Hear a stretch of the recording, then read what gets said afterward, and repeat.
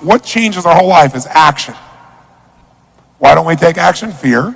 What do we got to do to get ourselves to do it? We got to make sure that we push ourselves through it by making a decision. The point in which change happens is a decision.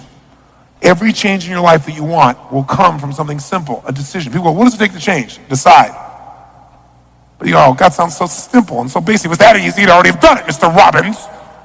No, it is that easy and you're still not doing it because you are not putting yourself in a state to decide. See, a real decision is not like a preference. It's not like where you say, I'll try it and see. That's not a decision. Decision comes from Latin. It means like incision, to cut off from. Decision is when you cut off any possibility except the thing you've committed to. It's like that is it. How many of you in this room have ever smoked cigarettes and then one day you finally decided no more, I mean really decided, and you've never touched it again and you're not even tempted to? How many made that decision one time? Say aye. You know what a real decision is. If I came to you today and I said, would you like a cigarette? Would you go, what brand is it? No, you'd probably say to me, no, I'm not I want you to hear that. You'd not only say, I don't smoke. You'd say, I'm not even that kind of person. You literally divorce yourself from even that kind of person. So it's no effort. When you really decide, it's not an effort. Once you've cut it off, it doesn't take effort. Deciding takes effort, but once you've decided, it's over. You don't think about it anymore. It's like it's easier to fast than it is to diet. Because when you're fasting, somebody offers you something, you don't even think about it. You go, no, I'm not eating. Right? When you're dieting, you're like, well, maybe we can have a little more. This is a little piece of cake. Not that many calories. Right? And pretty soon you're back to where you were again.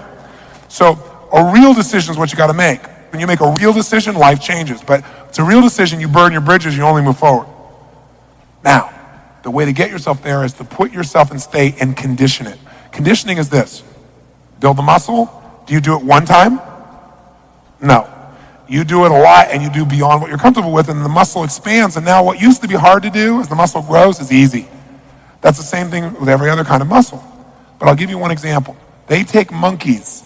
I don't approve of this research, but this is what they do. In UC Irvine, University of California, Irvine, they've done these studies where they take monkeys and they will take 4 of their fingers and tape them down. And then they take one finger and they bend it back and forth 10,000 times. Every time they bend this finger back and forth like this, use this as a metaphor. In your brain, for you to do this once, twice, you have to make connections between neurons in your brain. Neuron's a big word for nerve cells. So to do this, imagine as a metaphor, it's not exactly like this, to do this once, you got to put a connection, a thin thread had to be grown between this neuron and this neuron, as an example, as a metaphor.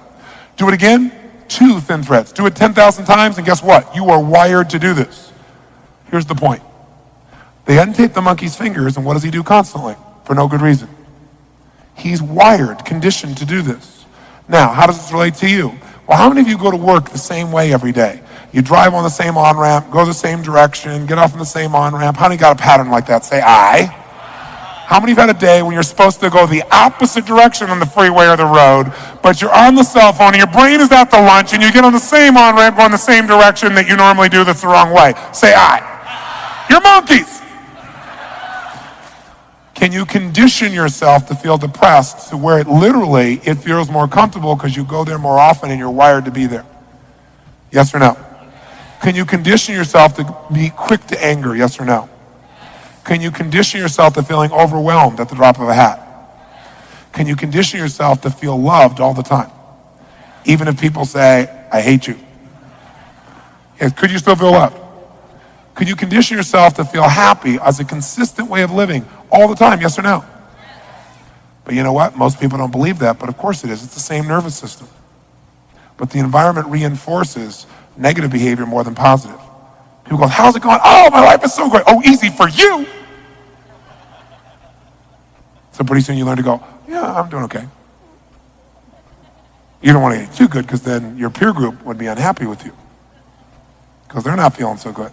So you learn to downplay it. And then you don't reward yourself so your brain doesn't go for more. Because it goes, we got to stay right on in here. This is our little comfort zone. So we're going to condition ourselves to be in a peak state, especially when you're exhausted. Because like, remember when you're doing the muscle? The one where you can't lift one more and you make yourself do it, that's where you get all the growth. So when you're most tired is when you got to push yourself. If you didn't listen to anything I said, but all you did was keep yourself in a peak state for 3 days, you'll develop something called emotional muscle. And emotional muscle is where whole life comes in.